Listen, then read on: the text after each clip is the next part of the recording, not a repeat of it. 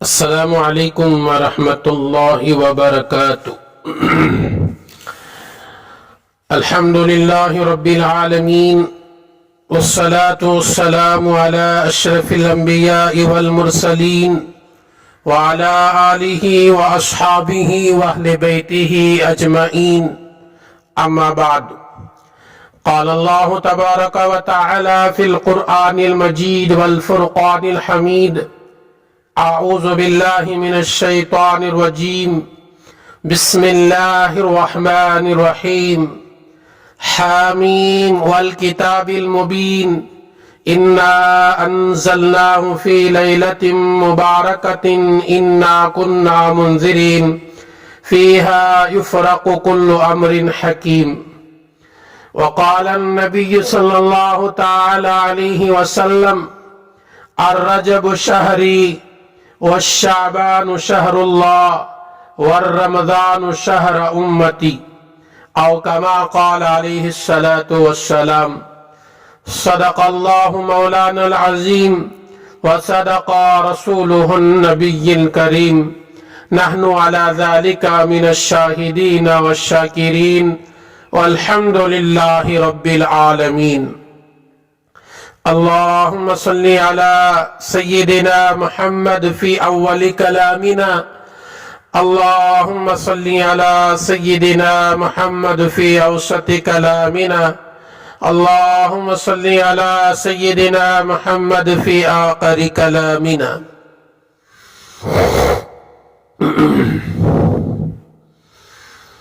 محترم و مکرم سامعین کرام، برادران اسلام، نوجوانان ملت، بزرگوں اور دوستوں، ہم میں سے ہر مسلمان بھائی اور بہن جانتے ہیں یہ جو مہینہ چل رہا ہے اسلامی مہینوں کے حساب سے شعبان المعظم کا مہینہ کہلاتا ہے۔ اس مہینے میں فضیلت کے متعلق بہت سارے احادیث وارد ہوئے ہیں۔ آپ نے کئی علماء کرام سے جمعہ کے خطبات میں کئی دفعہ اس کی فضیلتیں سنے ہوں گے۔ میرے دوستو، آئیے آج معلوم کریں گے شعبان کا مہینہ کیسی عظمتوں والا مہینہ ہے، کیسی برکتوں والا مہینہ ہے، کیسے خیر کو اور برکتوں کو سمیٹنے والا مہینہ ہے۔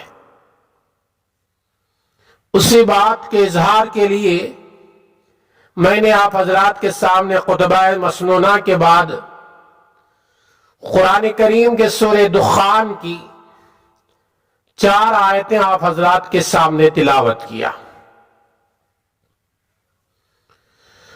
سورہ دخان بہترین سے بہترین سورتوں میں شمار ہوتی ہے، بڑی فضیلت والی سورت ہے۔ ویسے تو قرآن کی ہر سورت کے اندر اللہ نے ایک طاقت رکھا ہے اور ایک قوت رکھا ہے،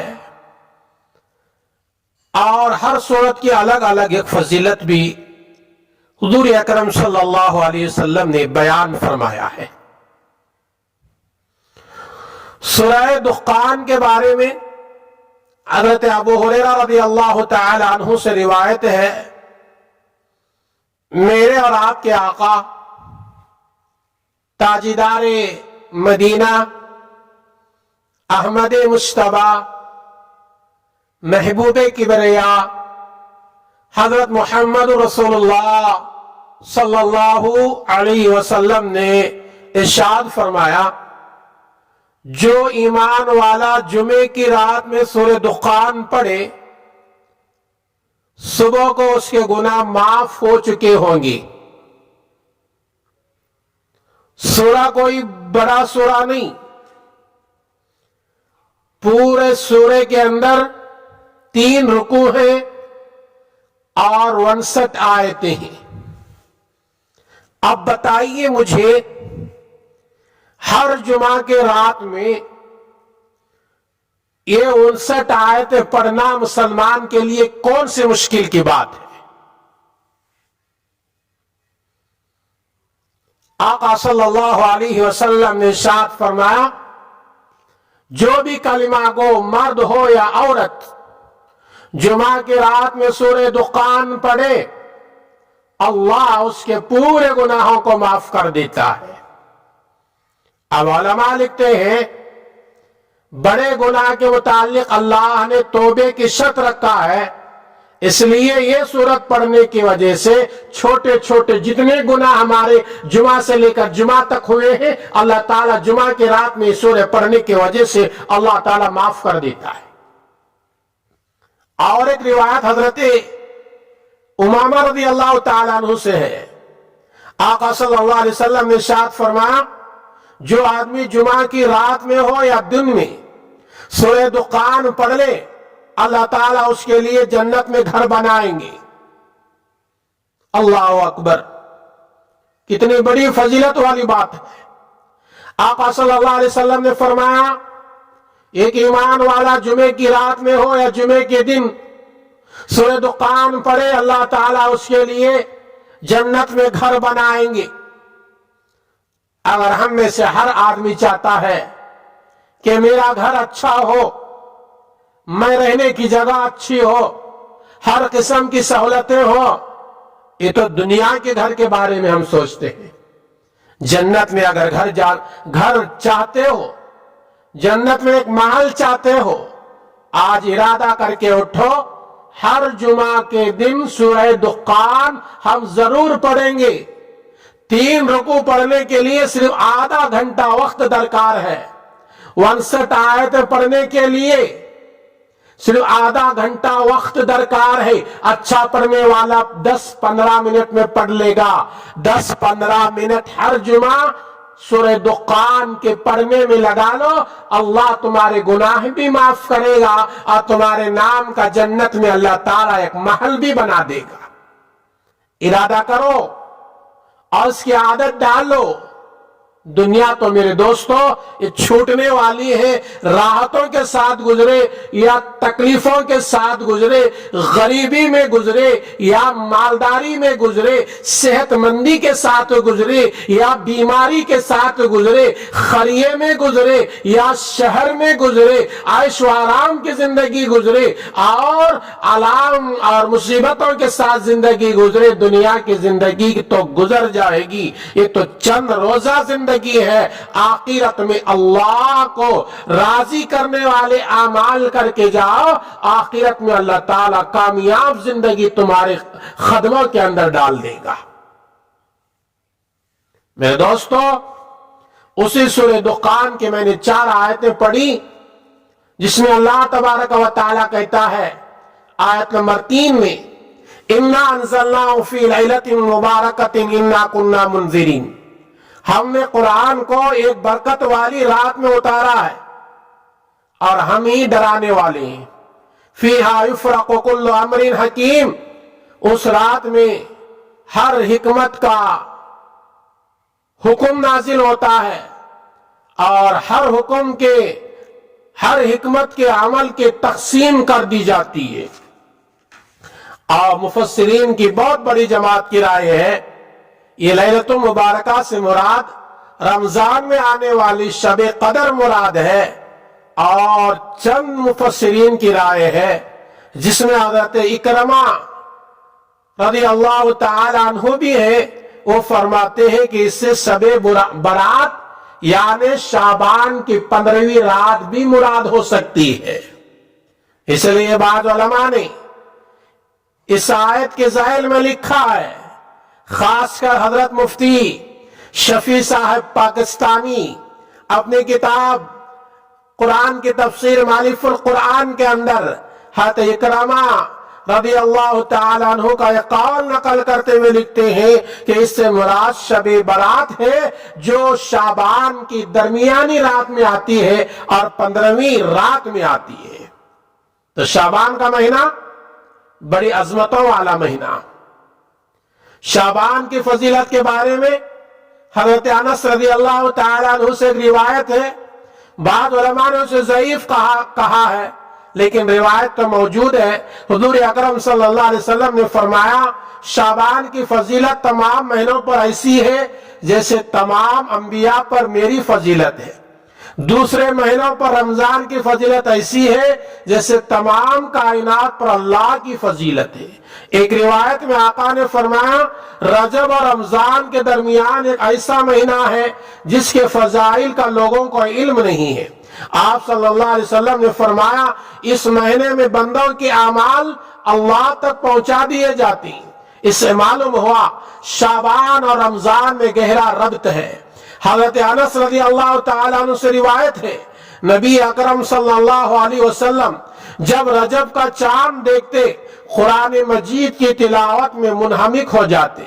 مسلمان اپنے مال سے زکوٰۃ نکالنے، صدقہ و خیرات کا اہتمام کیا کرتے تھے، حکام قیدیوں کو طلب کرتے، جس پر حد واجب ہوتی ان کی سزا کا اعلان کیا جاتا، بے گناہوں کو معاف کر کے باعزت بری کیا جاتا، کاروباری لوگ اپنا قرض ادا کرتے، دوسروں سے اپنا حق وصول کرتے تاکہ رمضان آنے سے پہلے ہمارے معاملات صاف ہو جائے۔ تو شعبان کے مہینے ہی سے ہماری رمضان کی تیاری شروع ہونا چاہیے۔ حضرت عائشہ رضی اللہ تعالی عنہا فرماتے ہیں ماہ شعبان میں نبی اکرم صلی اللہ علیہ وسلم کثرت سے روزہ رکھتے تھے۔ حضرت اسامہ بن زید رضی اللہ تعالیٰ عنہ سے روایت ہے انہوں نے ایک دفعہ عرض کیا یا رسول اللہ صلی اللہ علیہ وسلم آپ شعبان میں کثرت سے روزے کیوں رکھتے ہیں؟ تو میرے نبی نے فرمایا اسامہ یہ بہت مبارک مہینہ ہے، رجب اور رمضان کے درمیان میں واقع ہے جس سے لوگ غافل ہیں۔ اس مہینوں میں انسانوں کے اعمال اللہ تعالیٰ کے دربار میں پیش کیے جاتے ہیں، لہذا میں نے اس ماہ کو زیادہ محبوب رکھا، میرے اعمال بھی میرے پروردگار کے سامنے پیش ہو، اس حال میں پیش ہو کہ میں روزے دار ہوں۔ تو حضور اکرم صلی اللہ علیہ وسلم شعبان کا اکثر و بیشتر حصہ روزہ رکھتے تھے، تو ہمیں بھی چاہیے کہ شعبان میں کثرت سے روزہ رکھنے والے بنے۔ اور ایک روایت سنو میرے دوستو، ام المومنین حضرت ام سلمہ رضی اللہ تعالی عنہا فرماتی ہیں میں نے نبی اکرم صلی اللہ علیہ وسلم کو 2 مہینے متواتر روزے رکھتے ہوئے نہیں دیکھا، مگر شعبان اور رمضان میں نے دیکھا کہ دونوں مہینے مسلسل میرے نبی روزہ رکھتے تھے۔ رمضان کے مہینے کے روزے تو فرض ہے، یہ تو میرے نبی رکھتے تھے، لیکن شعبان کے مہینے کے روزے کوئی فرض نہیں تھے، لیکن میرے نبی صلی اللہ علیہ وسلم کی عادت تھی کہ شعبان کے پورے مہینے کے روزے رکھتے تھے۔ اس لیے شعبان کے مہینے میں کثرت سے روزے رکھو۔ نبی اکرم صلی اللہ علیہ وسلم کا یہ عمل بتاتا ہے شعبان کے روزے دراصل رمضان المبارک کے روزوں کے استقبال اور اس کی تیاری کے لیے تھا۔ جب شعبان کا مہینہ آدھا گزر جائے تو ایک روایت میں میرے نبی نے اپنی امت پر رحم کھاتے ہوئے کہا کہ شعبان کا آدھا مہینہ گزرنے کے بعد تم روزے نہ رکھو۔ کیوں نہ رکھو؟ کہ تم کمزور پڑ جاؤ گے اور تم رمضان کے روزے تمہارے سے چھوٹ جائیں گے۔ اس لیے ایک روایت میں میرے نبی صلی اللہ علیہ وسلم نے اپنے امت کے حال پر رحم کھاتے ہوئے فرمایا کہ شعبان کے مہینے میں روزے رکھو، لیکن یاد رکھو شعبان کا آدھا مہینہ گزرنے کے بعد روزے نہ رکھو۔ وہ 15 دن تم اپنی رمضان کی تیاری کرو، عبادت میں رکھ جاؤ، لیکن روزے کے ساتھ نہ رکھو۔ اور آگے سنیے، شعبان کے معنی ہیں شاخ میں شاخ نکلنا، شاخ میں شاخ نکلنا یعنی خیر و برکت کا مہینہ۔ اب یہ خیر و برکت کے مہینے کو ہم لوگوں نے خرافات والا مہینہ بنا لیا ہے۔ بعض مسلم گھرانوں میں شعبان کی 15ویں تاریخ کو ईद का नाम देकर बड़े छोटों की ईद, बड़े नन्हों की ईद मनाया जाता है। मेरे दोस्तों, इस्लाम में इसका कहीं तस्वुर नहीं, इस्लाम में कहीं उसका जिक्र नहीं मिलता। जब इस्लाम में कहीं उसका जिक्र नहीं है, एक नबी का मानने वाला, एक कुरान का मानने वाला, एक जन्नत पर यकीन रखने वाला, अल्लाह को एक मानने वाला, ये खुराफात के अंदर क्यों पड़ा हुआ है? ये खुराफात छोड़ दो, ये खुराफात बिदात को छोड़ दो, जिंदगी के सही रास्ते पर आओ। अल्लाह तुमसे राजी होगा। जब अल्लाह राजी होगा, दुनिया की सुकून की जिंदगी भी मिलेगी, आखिरत के अंदर भी चैन और राहत वाली जिंदगी मिलेगी। शाबान में बड़े बड़े वाकयात पेश आए हैं। शाबान की 5 तारीख को रसूलुल्लाह सल्लल्लाहु अलैहि वसल्लम के नवासे हाथे हुसैन रदी अल्लाह ताला अन्हु की पैदाइश हुई। शाबान के महीने में अल्लाह ताला ने किबले के तब्दील करने का हुक्म दिया। मेरे नबी सल्लल्लाहु अलैहि वसल्लम की ख्वाहिश थी बैतुल मुकद्दस से हटकर बैतुल्लाह मेरे और मेरी उम्मत का किबला बन जाए। हजरत आदम से लेकर मेरे नबी तक जितने अंबिया आए, जितने नबियों की उम्मतें आई, अल्लाह ताला ने उनका किबला और उनको नमाज पढ़ने के लिए जो रुख बताया था वो बैतुल मुकद्दस की तरफ बताया था। बैतुल मुकद्दस की तरफ रुख करके नमाज पढ़ो। लेकिन मेरी नबी की बड़ी ख्वाहिश थी, कुरान करीम सूरह बकरा दूसरे पारे में अल्लाह ताला ने बार बार उसका जिक्र किया है। मेरी नबी की बड़ी ख्वाहिश थी मेरा भी और मेरी क़यामत तक आने वाली उम्मत का किबला जो है वो बैतुल मुकद्दस से हटकर बैतुल्लाह की तरफ होना चाहिए। तो अल्लाह ताला ने नबी की ख्वाहिश को जो पूरी किया और किबले के तब्दील का जो हुक्म दिया अल्लाह ने उस शाबान के महीने में दिया। तो शाबान के महीने में इतना बड़ा हुक्म नाजिल हुआ है, नबी के दिल की ख्वाहिश पूरी हुई है। वो महीना इबादतों वाला महीना है, हमने उसको खुराफत वाला महीना बना लिया। हमने उसके अंदर बिदात का लेबल लगा लिया, बिदात के लेबल को हमने इबादत का नाम दे दिया और हम समझते हैं कि हम कामयाब हैं। नहीं मेरे दोस्तों, कामयाब नहीं। और आगे सुने, शाबान के महीने ही में मुसलिमा कज़्ज़ाब जिसने नबी होने का दावा किया था उसको शाबान के महीने में कत्ल करके जहन्नम वासिल किया गया। यही शाबान के महीने में सरकार दो आलम सल्लल्लाहु अलैहि वसल्लम ने उम्मुल मोमिनीन हज़रत सफिया रज़ी अल्लाह तआला अन्हा से निकाह किया। तो इसी शाबान के महीने में मस्जिद ज़िरार को आग लगाकर खत्म कर दिया गया। यही शाबान के महीने में सूरह तौबा के अंदर है, चंद कुफ्फार और मुनाफिकीन ने मदीने में एक मस्जिद बनाई। उनका मकसद ये था, वो मस्जिद बनाना नहीं था बल्कि अलग एक जगह बनाकर वहां इस्लाम के खिलाफ साजिशें रचे। तो अल्लाह के नबी सल्लल्लाहु अलैहि वसल्लम से आकर कहा था, ऐ हमारे नबी, हमने एक मस्जिद बनाया है, आप आकर पहले वह इमामत करें, उसके बाद हम वह नमाज पढ़ना शुरू कर देंगे। मेरे नबी को अल्लाह ने फौरन रोक दिया, ऐ मेरे नबी, वहां जाकर आप नमाज ना पढ़े, वो मस्जिद नहीं है, वो मस्जिद ज़िरार है, वो तकलीफ ईमान वालों को देने के लिए बनाई गई है। तो मेरे नबी को जब हुक्म दिया गया, मेरे नबी ने जाकर सहाबा के साथ उस मस्जिद को आग लगा दी थी। आज भी मदीने के अंदर जाने वाले ज़ाहिरी ने मदीना देखा होगा, आज ना कोई वह इमारत है, यहां तक कि कबूतर भी आकर उस जंगल और उस मैदान में जहां मस्जिद ज़िरार बनाई गई थी मेरे नबी ने जलाकर खत्म कर दिया था। एक परिंदा भी आकर अपना घर नहीं बनाता। ये मस्जिद ज़िरार को जलाया गया, आग लगाई गई। तो शाबान का महीना था। कुरान मजीद के नाजिल होने का जो फैसला अल्लाह ने किया वो शाबान के महीने में किया। तो शाबान के महीने में इतनी फजीलतें हैं, तो शाबान के महीने को फजीलत वाला महीने का दर्जा दो। हो सके तो रोजा रखो, हो सके तो कसरत से जिक्र करो, हो सके तो कसरत से दरूद पाक पढ़ो, हो सके तो सदका व खैरात करो, हो सके तो यतीमों का साथ दो, हो सके तो बेवाओं का साथ दो, हो सके तो मसाजिद की खिदमत करो, हो सके तो उलमा की खिदमत करो, हो सके तो बेवाओं का हाथ बिठाओ, हो सके तो यतीमों के सर पर ہاتھ پھیرو اس کے بجائے بدعات کو انجام دینا اور اس کو ایک نئی عید کا انجام دینا.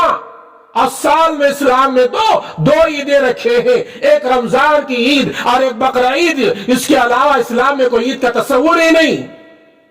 لیکن مسلمان کا بہت بڑا طبقہ شعبان کے 15ویں رات کو عید کا نام دیتا ہے اور سمجھتے ہیں کہ اس دن عید منائیں گے اور ہمارے گھر میں خوشبو جلائیں گے. ہمارے جتنے لوگ انتقال کر کے چلے گئے تھے ان کے روحیں ہمارے گھر کو آتے ہیں.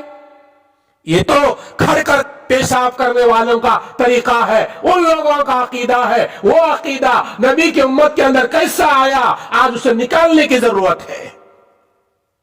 سرکار دو عالم صلی اللہ علیہ وسلم کی بیوی حضرت عائشہ رضی اللہ تعالی عنہا فرماتی ہیں, ایک مرتبہ شعبان کا مہینہ تھا, میرے نبی کی رات گزارنے کی باری میرے گھر میں تھی.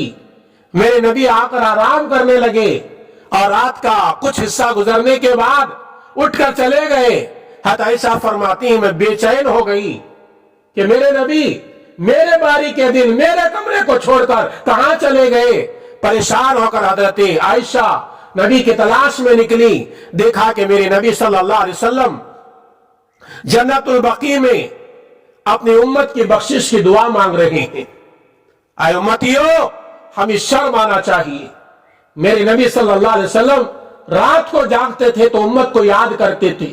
آج امت نبی پر درود پڑھنے کے لیے وقت نہیں نکالتی, نبی کے سنتیں اپنے چہرے پر رکھنے کو تیار نہیں, نبی جیسا لباس پہننے کو تیار نہیں, ہمارے گھروں میں نبی کا طریقہ زندہ کرنے کے لیے ہم تیار نہیں. حضرت عائشہ فرماتے ہیں, میں نے تعجب سے پوچھا, اللہ کے رسول ایسے حالت میں رات کے تاریکی میں آپ جنت البقیع میں کیا کر رہے ہیں؟ حضرت عائشہ کے پوچھنے پر میرے نبی نے فرمایا, عائشہ آج شعبان کی 15ویں رات ہے, اللہ تبارک و تعالی نے مجھے حکم دیا ہے بنو کلب کے بکریوں کے بالوں کے برابر گنہگاروں کو اللہ تعالیٰ آج کی رات معاف کر دیتا ہے. آ کر میں نے اپنی امت کے گنہگاروں کو یاد کر کے اللہ سے بخشش مانگ رہا تھا. شعبان کی 15ویں رات کو جسے شب برات کہتے ہیں, اس میں انفرادی عبادت کرو, اجتماعی نہیں. اس میں آتش بازی نہیں, کھیل تماشا نہیں, اس کو عید کا نام نہیں دیں گے, اس کو عبادت والی رات سمجھ کر صحیح عبادت کریں گے. وہ عبادت انفرادی ہو, نماز ہو, قرآن کی تلاوت ہو, درود پاک ہو, اللہ کا ذکر ہو, توبہ استغفار ہو. ایک روایت میں حضرت ابو موسیٰ اشعری رضی اللہ تعالیٰ عنہ سے روایت ہے, میرے نبی نے فرمایا شعبان میں اللہ تعالیٰ اپنی رحمت سے پورے مسلمانوں کو معاف کر دیتے ہیں سوائے شرک کرنے والا اور دل میں کینہ رکھنے والا. آج امت کے اندر کتنے لوگ ہیں جو شرک کے اندر پڑے ہوئے ہیں, کتنے لوگ ہیں جو اپنے دلوں میں کینہ رکھ کر زندگی گزارتے ہیں. دل میں کینہ رکھنے والوں اور شرک کے پجاریوں, ہوش میں آ جاؤ کہ شرک کرنے والے کی بھی مغفرت نہیں ہوتی اگر وہ سچے دل سے توبہ نہیں کیا تو. اور ایک روایت میں میرے نبی نے فرمایا 10 قسم کے لوگ ایسے ہیں جن کی شب برات میں بھی اللہ تعالیٰ مغفرت نہیں کرتا. فرمایا ایک شرک کرنے والا, نمبر 2 کینہ رکھنے والا, دل میں کینہ. آج بھائی بھائی سے کینہ رکھ رہا ہے, بہن بہن سے کینہ رکھ رہی ہے, رشتہ دار رشتہ داروں سے کینہ رکھ رہے ہیں. یہاں تک ہماری امت کی نوبت آ گئی دین نہ ہونے کے بنا پر ماں باپ سے اولاد کینہ رکھ رہے ہیں, بغض رکھ رہے ہیں, اور اولاد سے ماں باپ کینہ اور بغض رکھ کر زندگی گزار رہے ہیں. میری نبی نے فرمایا کینہ رکھنے والے مسلمان کی شب برات میں مغفرت نہیں ہوتی. اگر وہ توبہ کر لیتا ہے انشاءاللہ خدا معاف کریں گے, توبہ کے بغیر اس کی مغفرت نہیں ہوتی. نمبر 3 فرمایا ماں باپ کا نافرمان. آج امت کے اندر کتنے نوجوان ہیں جو ماں باپ کی نافرمانی کی زندگی گزار رہے ہیں. ایسے نوجوانوں کی بھی مغفرت نہیں ہوتی, ماں باپ کو ستانے والا. 3 4 فرمایا جادوگر. 5واں فرمایا ذخیرہ اندوز یعنی ضرورت سے زائد مال اسٹاک کرنے والا، وہ مال لوگوں کو ضرورت ہے، لوگوں اس کے بالکل محتاج ہیں، آپ کے پاس مال پڑا ہوا ہے، آپ اس مال کو جمع کر کے رکھیں اور انتظار کر رہے اور قیمت بڑھنے دو، اور قیمت بڑھنے دو، لوگوں کو ترسا کر میں دے دوں گا اور میں قیمت زیادہ حاصل کروں گا، اس انداز سے مال جمع کر کے رکھنا۔ یہ فرمایا کہ ایسے آدمی کی بھی مغفرت نہیں ہوتی۔ آگے فرمایا سود کھانے والا، شراب پینے والا، چغلی کرنے والا، زنا کرنے والا، نمبر 10 فرمایا رسول اللہ صلی اللہ علیہ وسلم کا مذاق کرنے والا، گستاخ رسول۔ گستاخ رسول کے بارے میں سن لے، گستاخ رسول وہ مسلمان بھی ہے جو رسول اللہ صلی اللہ علیہ وسلم کا سنتوں کا مذاق کرتا ہے۔ ایسے آج امت کے اندر ایسے لوگ ہیں نبی کی سنتوں کا مذاق کر رہے ہیں، نبی کی سنتوں کا مذاق کرنے والے گویا وہ رسول اللہ صلی اللہ علیہ وسلم کے گستاخ ہیں، ان کی مغفرت نہیں ہوتی۔ اور بھی بہت ساری باتیں تھیں، وقت کی قلت کے بنا پر اپنی بات کو ختم کرتا ہوں۔ آئیے اللہ تبارک و تعالیٰ سے دعا کریں گے، اللہ تبارک و تعالیٰ مجھے، میری باتوں کو سننے والوں کو اور ساری امت محمدیہ کو صحیح دین پر چلنے کی توفیق عطا فرمائے۔ آمین۔ السلام علیکم ورحمۃ اللہ وبرکاتہ۔